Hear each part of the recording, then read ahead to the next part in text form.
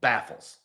Let's start with that word. It baffles me that real estate agents still don't understand the art of the referral. And I don't mean just an agent to agent referral. I even mean your current client set should be speaking your name every time they're having a real estate conversation. If you're not transactional and you actually built on the relationship like you should be as popular at a holiday party as Santa himself. Not only do I got a guy, but I've got the best real estate agent I've ever worked with right here in Florida. How can he help you? How can she help you?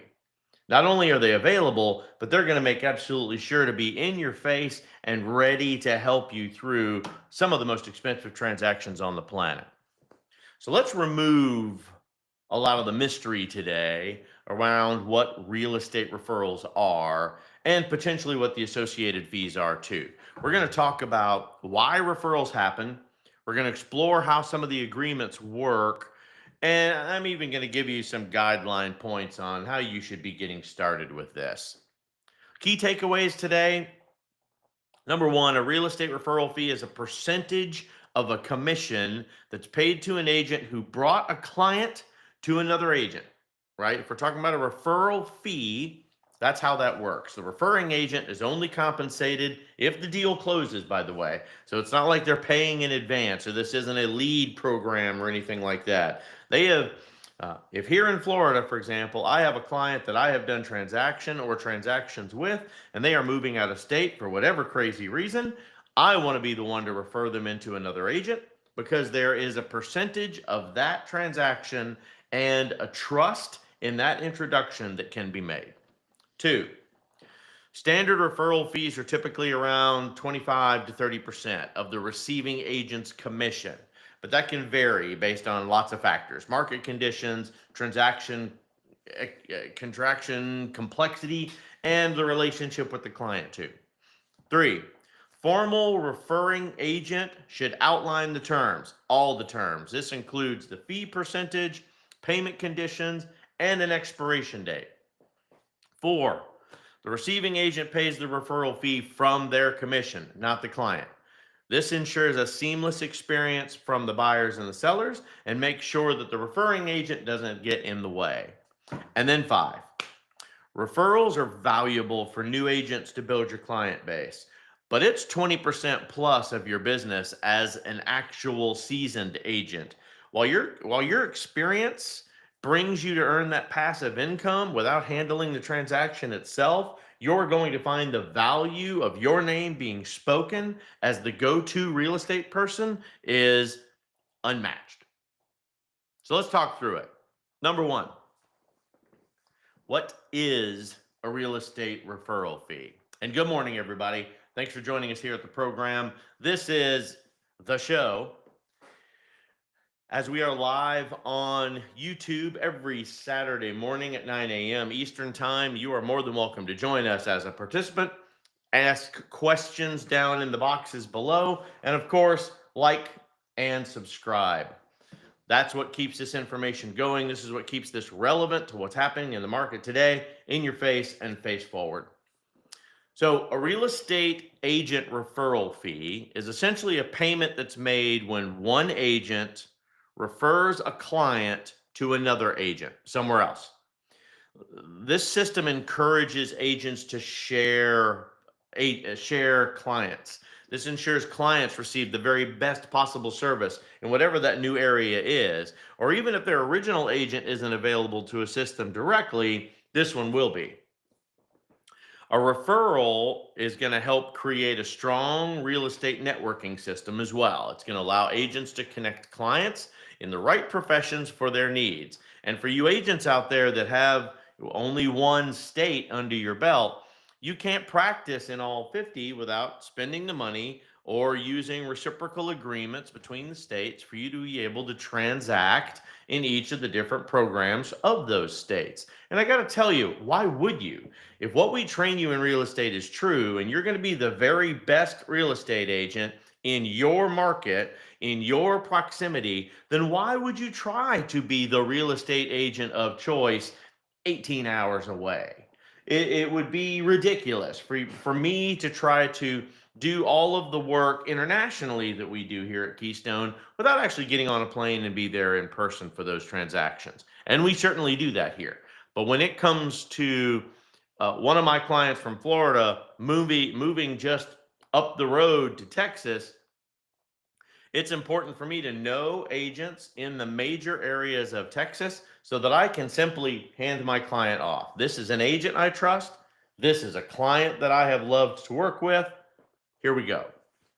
For new agents, this is an excellent way for you to start a book of business. It's also going to help you gain experience and it's going to help you make connections along the way. On the flip side, sending out referrals can also be a great way to just get extra income entirely without you doing the legwork. There are a lot of us that have been in the real estate agents for a long time. We just don't want to do the effort anymore, but our network that we have built is priceless. So keep your real estate license active and refer into other agencies and agents directly. The parties that are involved in a real estate referral. So real estate referrals include different people, specific roles and responsibilities. The first of which is the referring agent. This is the agent or other real estate professional like a lender or an investor, by the way. They recognize that a client needs help outside of the traditional geographic area that the primary agent works with. They've got the specialty, but they don't have the area specifics that are necessary to make this a successful transaction. So this way they can refer them to an outside agent, and then if the deal closes, they receive a referral fee. There's the receiving agent. This is the agent that accepts the referral, that is introduced to the client that's moving into their area and will be working with the client to complete the transaction and handling the heavy lifting. Of course, there is the client. This is the individual that's looking to either buy, sell, or rent a property. They are connected with the receiving agent so they can ensure they receive the best possible service. And then naturally, the broker and the brokerage.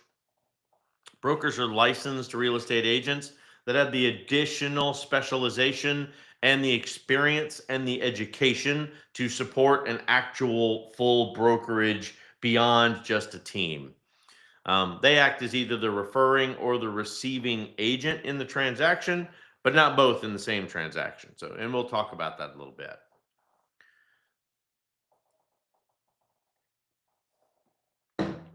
Who pays it? Who pays the real estate referral fee? Referral fee is paid by the receiving agent, the agent that's going to be working with the client today, directly from their commission receipt, not by the client. Client is only responsible for the total commission that's outlined in their agreement with the receiving agent. And this is depending on whether they're on the buyer side, the seller side, what state they're in. All of these rules are negotiated outside of it. The referral agent simply collects a percentage from the introduction that is made. The receiving agent will also deduct that referral fee from the earnings. And this is, remember, there is never an exchange agent to agent. So this always works between brokerages. Some brokerages charge a fee for doing this referral service because it's still a transaction in their agency, but you work that out with your broker. But the payment's typically made after the transaction is completed. This ensures that the referring agent is compensated when the deal successfully closes and not beforehand. The reason that it's important to keep the skin in the game till the end of the transaction is it makes sure that they actually stay plugged in. How do they help? They're the ones that were the trusted agent first. It's nice to be able to help with any complexities, help with some of the trust conversations that may be going on, and be able to smooth out some of the things that are happening inside of the transaction that worked well the first time they worked with you, but may have a few bumps in the road with this second transaction in another state. How much is it? Standard real estate referral fee, and so when I say standard, I mean the average. It's usually around 25 to 30% of the gross commission earned by the receiving agent. This rate is pretty common for both residential and commercial, by the way. But they can vary based on the agreement, based on the agent relationship, based on how much involvement the referring agent is going to have too. Ultimately, the fast equation is the whatever the property sale price ends up being times the referring agent commission, times all of that times the referral fee percentage is going to be what's paid to the referring brokerage. There are a few factors that I consider influential in the referral fee itself. Referral fees can range that because of that. Market conditions are a big proponent. Demand, timing, the impact of those rates, which are essentially when you consider the best and worst times to buy a house, complexity of the referral, high value or niche transactions might warrant a different fee structure altogether. And then, of course, a level of service that's required. Some referrals demand more involvement, affecting the agreed percentage. Let's walk through a quick example, right? So, if I have a buyer client that has sold their home with me in Florida and now wants to buy in Texas, I introduce them to a referring agent that I have interviewed for them that I know has the same qualities that they were looking for or that they appreciated when they were working with me.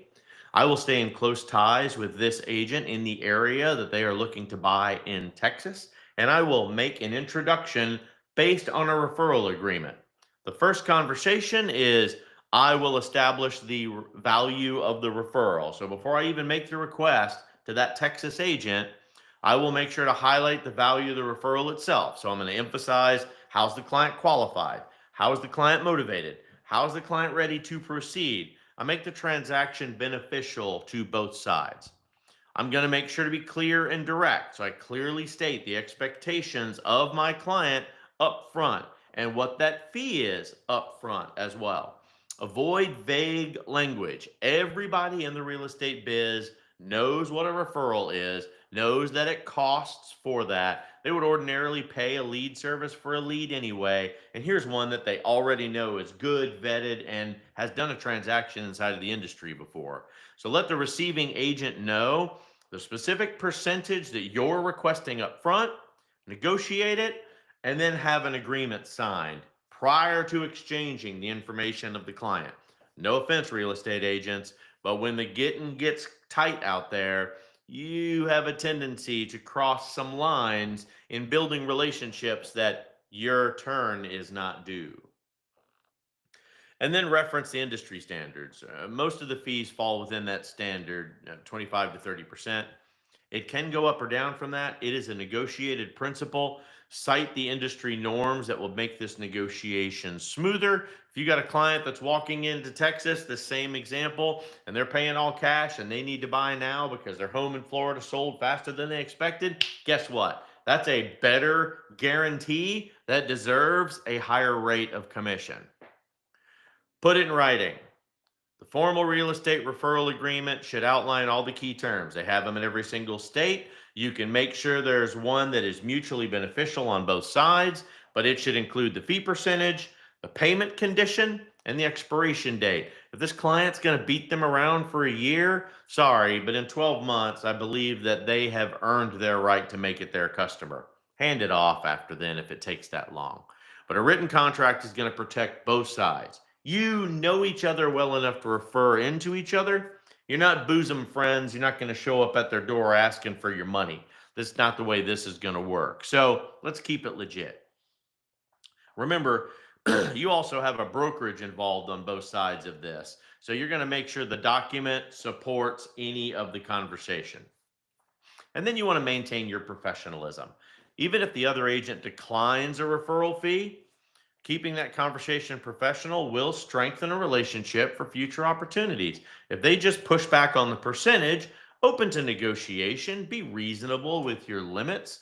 They may feel that in their particular market, 30% is high. They may push back to 25. Try to meet in the middle if that's what it is. Again, all terms are negotiable in real estate.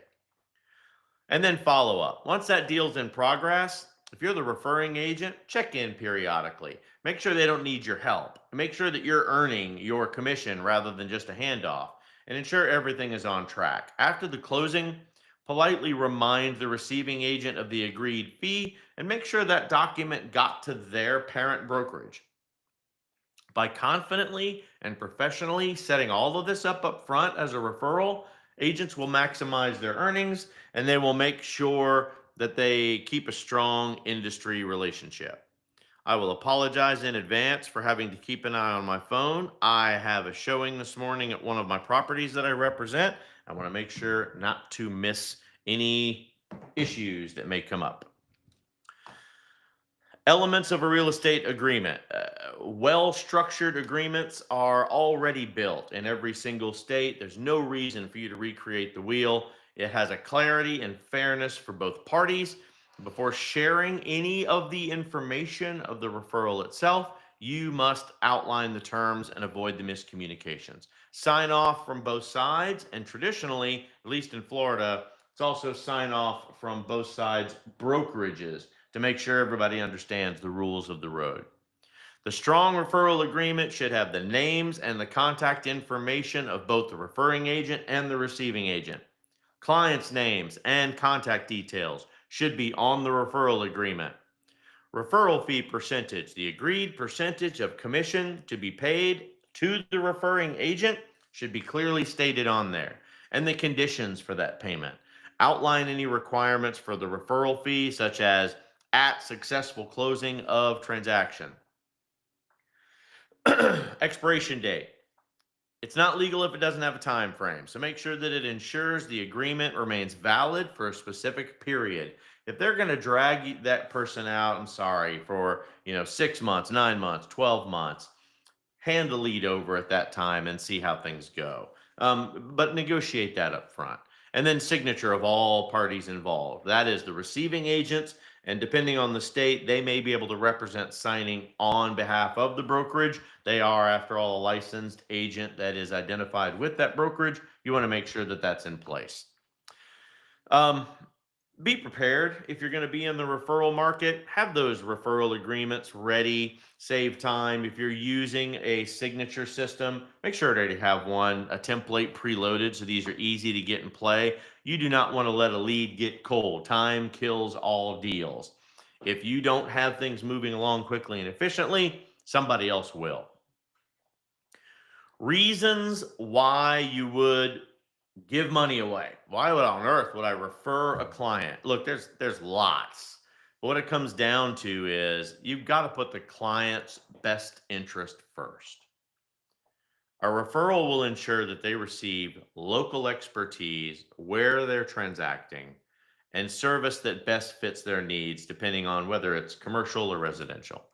It might also be necessary that when work falls outside of your scope, if high-rise condos is not your cup of tea, refer it into an agent that is, because those types of deals are very niche, and it's important for you to have an agent that understands the value of that conversation. Keep things smart. Keep the right agent in front of your client. Ultimately, 25% of zero is still zero. So you want to make sure to have the best expert in front of your client at all times. Might also be your capacity problem. If you're too busy, if you're going on vacation and you need someone else to handle the heavy lifting, you may even need to refer into your own agency or to your broker because you're not going to have the time or the capacity to get the deal done. Don't get salty about it. Pay the people that are doing the lifting. And if your client is happy, you should easily write that check to make sure that they are compensated for the work that they did.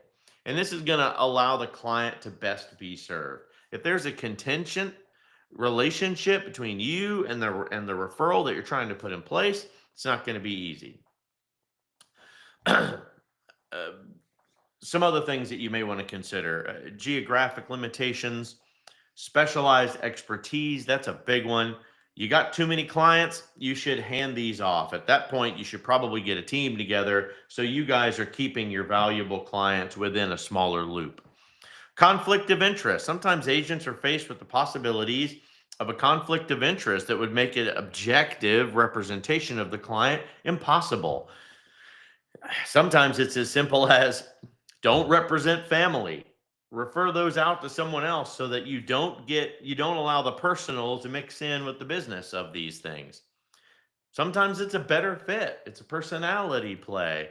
You have to know if another agent is going to be a better match for your client and for their needs and for the speed of their preferences. Sometimes there's a legal or an ethical requirement. The agent is legally and ethically bound to refer the client in compliance with regulations and professional requirements. If there's a problem, you should have no issue referring it out to another trusted agent. Maybe it's a client request. Maybe the client has said, look, I just want to be referred to another agent. But instead of them going all the way to a broker, you should be the one saying, let me help you find another agent that I would believe fits what the needs are, and I'll be able to help kickstart those conversations for you. Market conditions. Market conditions and trends that you're unfamiliar with might necessitate handling another agent so that it can be more effective. For all of my agents that are struggling out there in the business right now, if you have been out of the loop and you haven't closed a transaction within the last year, it's a little bit different market. You may want to refer in or ask if you can just shadow so that you pay into a referral, but you're involved to kind of get your feet back underneath you. It's a little bit different conversation out there. The speed, the conversations with lenders, how things are working with title and securities of these commissions is a lot different than it was just a year ago. So make sure that you've got a professional in front of you representing both of you well. And then, of course, professional relationships, right? To develop a professional relationship with other agents and brokers, referrals can really help grow it. It's going to put a circle of trust in there. It's going to allow you to have mutual benefits, just like you already work with key components of a deal. You work with lenders now. You work with title companies today. You work with inspectors. It's important for you to be able to build a tighter professional relationship in your network. Now let's talk about everything finally went through. What do I do when the referral deal actually closes? So, wrapping up a referral deal helps maintain a strong professional relationship and increases that chance of a future referral. So, while the referring agent might check in, proactive communication also helps smooth the process and keep the door open for more opportunities. Typically, they're not going to know whether the deal closes or not. So, be honest, be transparent, and keep things upfront so that everybody knows. Make them a part of the transaction loop if you're a person that over communicates through email. I think that's a fantastic opportunity for you. And here are some of the things that you do. You should confirm all the closing details. Confirm everybody's got the information that they need. When the deal's closed out, make sure that your title company splits things correctly. Your brokerage splits things correctly. Checks get mailed out quickly and they're signed and submitted properly.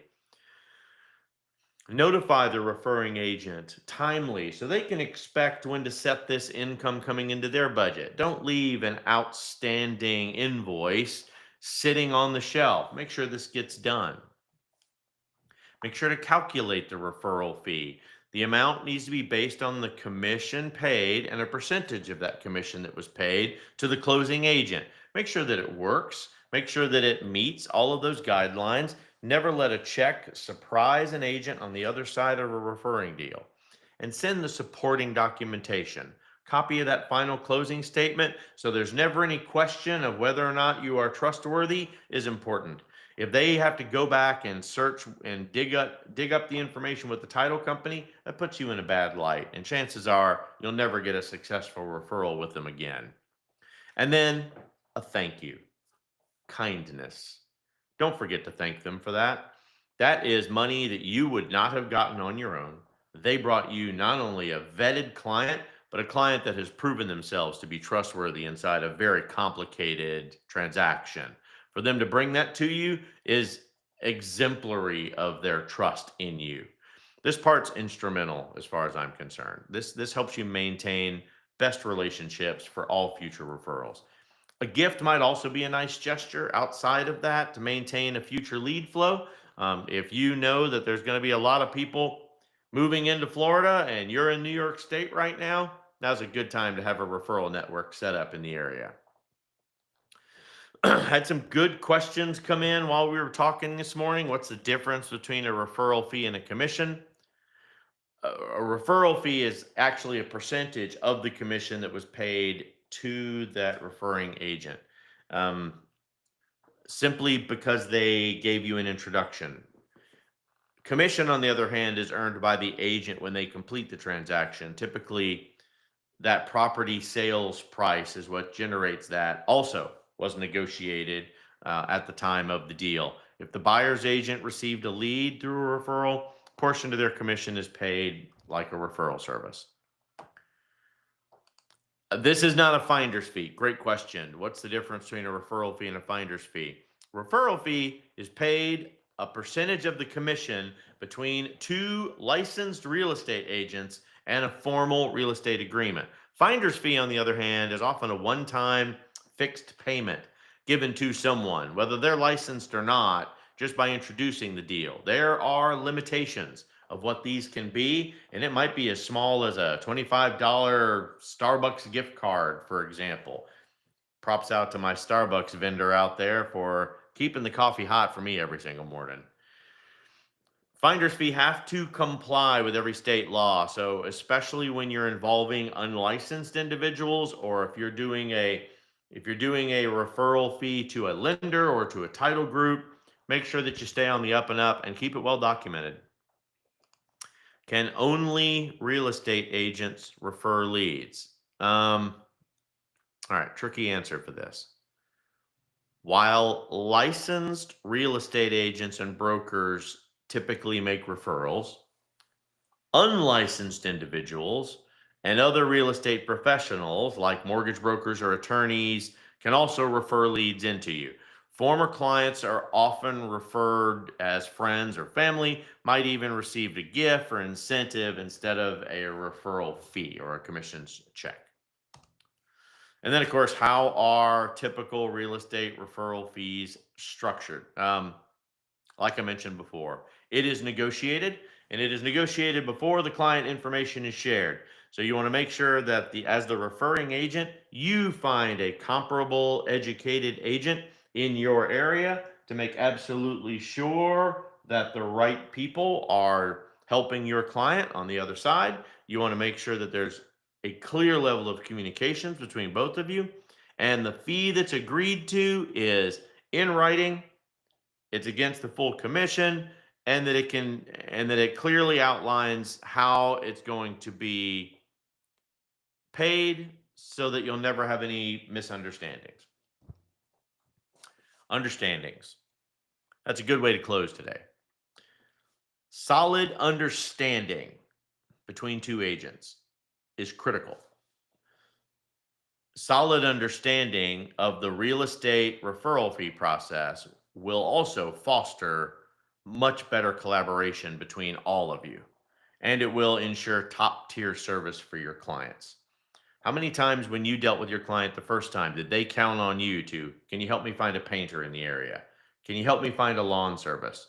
Can you help me find who is the local electrical outlet? Who supplies water to my new house? They've asked you all of these questions. So for you to refer them to another agent, it's that same level of concierge service that you're providing. You can build an incredible referral system. Agents can continuously generate new business opportunities. I will tell you, just the last 5 years, 20% plus of my annual business comes from people referring in or me referring out clients.